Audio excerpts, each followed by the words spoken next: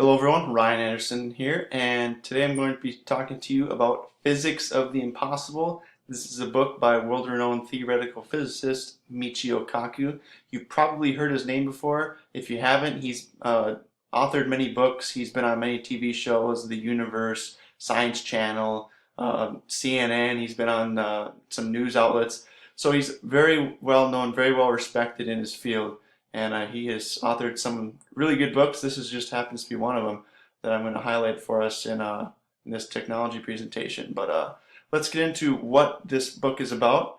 It's about three types of impossibilities. He classifies them into three different classes. Class one is technology that is impossible today but is allowed in the known laws of physics. This is your various things that are going to be happening in the next 100 years, probably, but also it could be taking up to 1,000 years or more. Class two are technologies that are very distant and we barely understand them, but they are allowed in our physical world that we know today. This is going to take many thousands of years to take on these tremendous leaps in science, but they are possible. And class three impossibilities are impossible. They violate the laws of physics as we know. We have to change our understanding of the physical world for these to be allowed. So Einstein would have to be wrong, Newton would have to be wrong, people like that, very influential science people would have to be very wrong, and that's it's probably not the case, but hey, they are. This is just impossibilities, right? So class one, he talks about these are your force fields, invincibility, teleportation, nanotechnology, and things like wearing the internet, like a heads-up display. Wearing the internet, I have on screen there as a Google Glass. This is still in its infancy. I heard about Google Glass like 6, 7 years ago or something like that, and it still hasn't come out yet.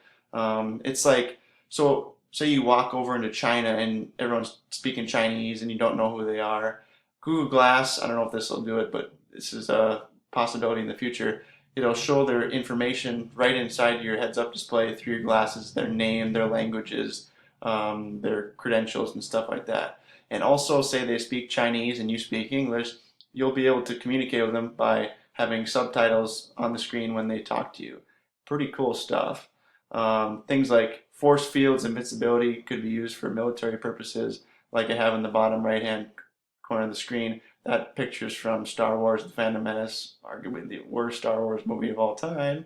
But force fields, it's kind of a thing that's going to be studied in the next couple hundred years, I would say.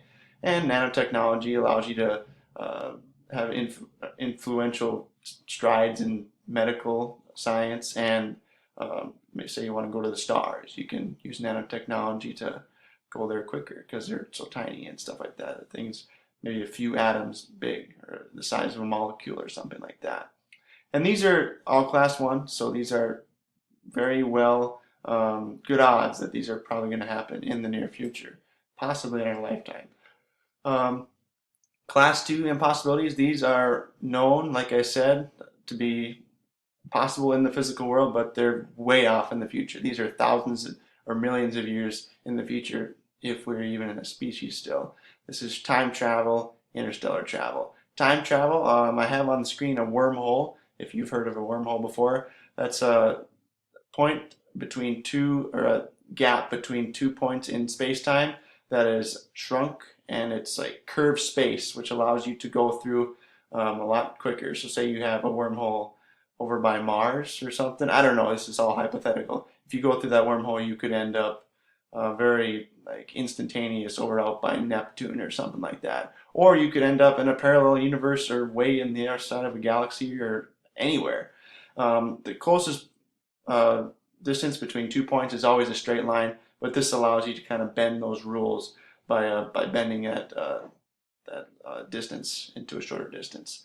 And interstellar travel, these wormholes could allow you to travel to the stars if you can manipulate them and get them into the right things you want to have on the other side. You don't want to just go into a star or a black hole on the other side. That'd be bad. But this would allow you to travel to the stars. The nearest star is 4 light years away, which would take like tens of thousands of years with our current technology. If you can believe it, only 4 light years. Well, light year is millions of miles long. So it's a pretty astronomically large distance. But these could happen in the next thousands, millions of years, unless some super strident technology happens in the next 100 years, then they would be available sooner.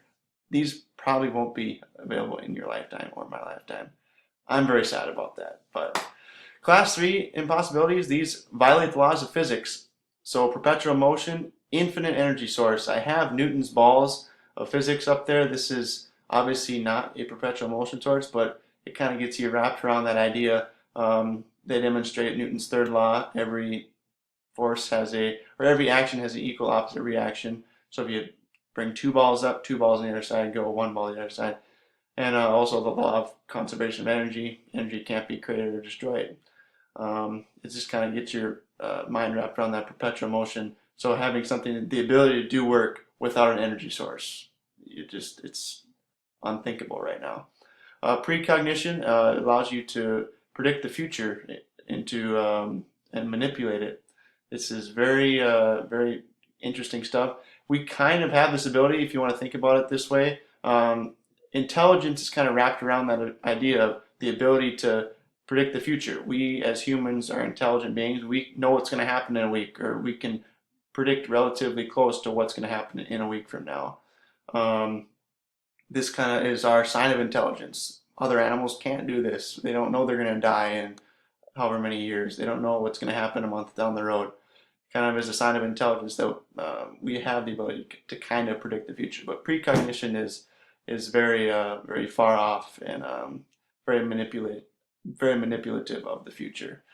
Those are your three possibilities that he discusses in the book. The book is basically in those three sections. Class 1, Class 2, and Class 3. Things that could happen in the next 100 years, 1,000 years, million years. It's all up to how science develops. And here are three books that I find very interesting by Michio Kaku. I haven't read The Future of the Mind, but I'm going to as soon as I get done with these other two. Physics of the Impossible is the one we studied today. It has those, discusses the physics of things that are impossible today but could be possible tomorrow. Physics of the Future discusses things that are pretty well predicted to be available by the year 2100, which is in our lifetime, if you can imagine that. 103 years old. I mean, personally, I'd love to live to be 103 because I could say, hey, I lived in 3 different centuries. That's pretty cool. And Future of the Mind. I haven't read it yet, but I'm sure it's a great book. Scientific quest to understand, enhance, and empower the mind.